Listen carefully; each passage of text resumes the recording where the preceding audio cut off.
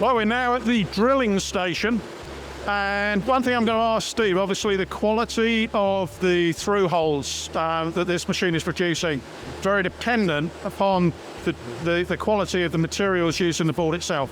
And I know it's somewhere that the latest version of Soluboard is excelling at, and I think there are some other benefits as well in terms of drilling cost. So Steve, over to you. Yeah, okay, so one of the things we had to do with Soluboard is learn how to machine it. And these guys, as we said earlier, they're used to drilling different materials. So we haven't had to necessarily reinvent the feeds and speeds needed for drilling. You've been able to find something in their menu which fits what they're currently using. So here they're using the same feeds and speeds for drilling PTFE as they are for Soluboard.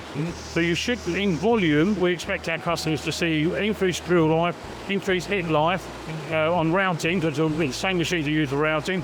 So on routing, we know that we can get more kilometres per tool using Soluboard than we can on FR4. Now, why is that significant? At the moment, as you can see in the LME and in the metal markets, tungsten carbide is increased by 135% in price.